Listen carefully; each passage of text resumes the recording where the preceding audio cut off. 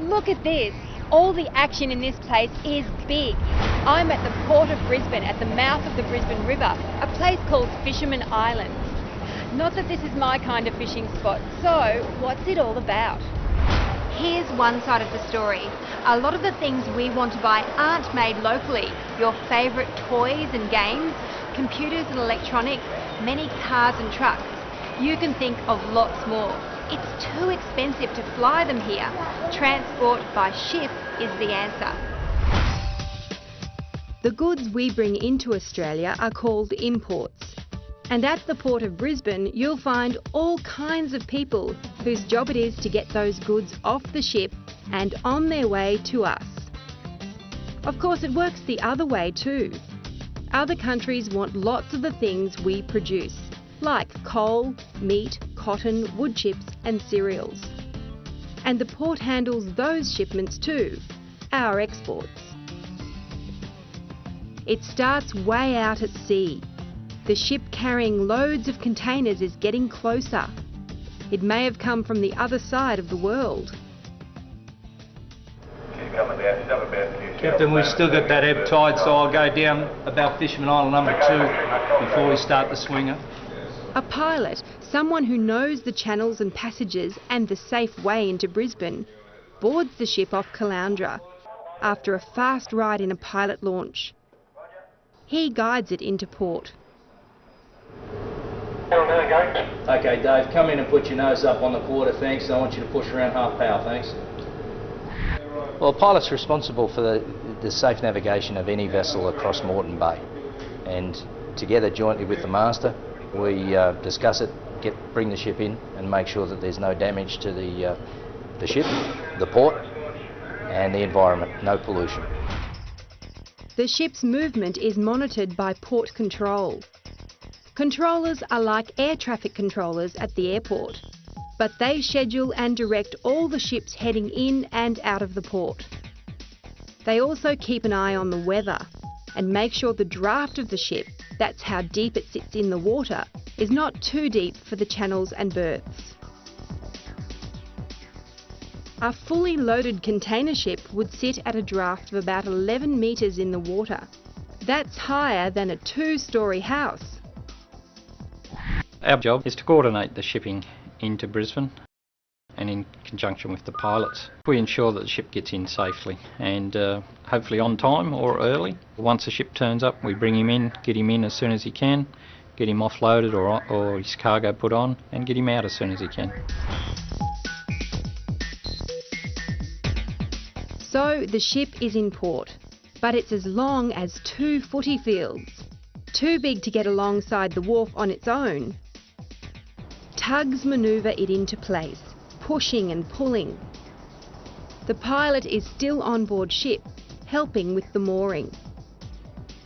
Tugs are great little operators. They can pull in any direction, forwards, backwards or sideways. Though they're very powerful, they can also move much bigger ships very precisely. The tug masters really need to know what they're about. Well, you need a fair bit of confidence and a lot of experience with handling small vessels in the shipping industry. We have to be able to manoeuvre the tug and assist the ship that is berthing. We lash up with a line and under the direction of the pilot we push, pull or spin the ship around as he requires.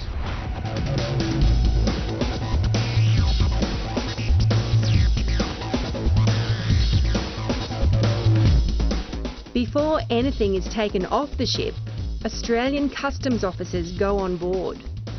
It's their job to make sure illegal goods, such as guns or illicit drugs or people, are prevented from coming into Australia. To help customs with inspections, there's a container X-ray facility at Fisherman Islands.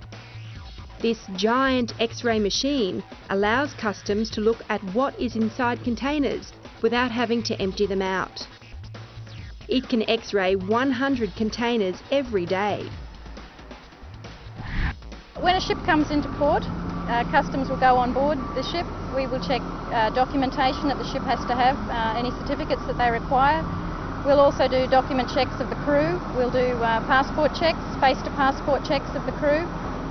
We check that there aren't any stowaways on board the ship, and we'll also check that there are no prohibited imports being brought into Australia, like drugs, weapons. The Australian Quarantine Inspection Service is also very interested in what comes in through a port. They check imports to make sure they don't bring in pests and diseases that could hurt our own industries. We inspect the outside of containers. We're looking at the outside of containers to ensure that they're free of soil. Soil can carry some major diseases such as foot and mouth disease. We're also looking to make sure that no insects have attached to the outside of the container. One of the pests that we're primarily looking for is the giant African snail, and if it was to establish here in Australia, could cause some serious damage. These snails have an enormous appetite, and if they get into Australia, could eat all those farming products we export. You can see how big the quarantine inspector's job is. Imagine checking all these containers and they find some amazing things. Oh, out here we found a penguin. We found a couple of birds underneath the containers. We quite often find bird nests complete with eggs. When we're looking at the internal goods that are actually being imported, we find a variety of interesting things. We on one occasion found a pig's head, and on another occasion we found an elephant's foot. Then the action really hots up.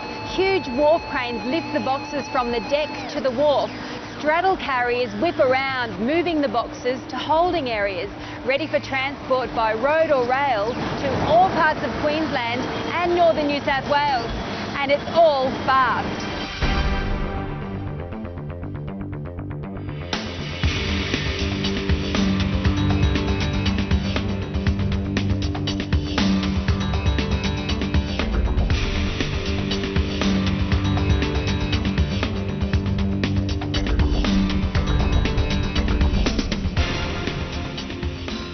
As well as containers, many other kinds of loads are handled.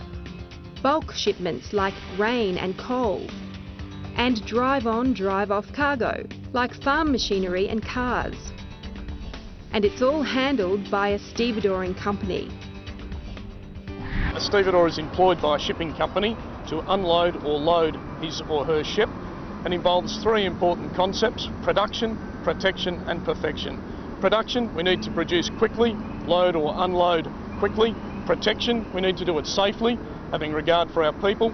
And from the point of view of perfection, we have to look after the client's cargo, the client's ship and our equipment.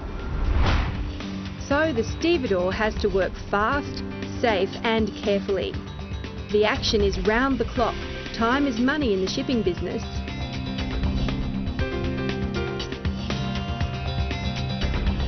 As soon as the ship is unloaded, it's loaded again, ready for its next port of call.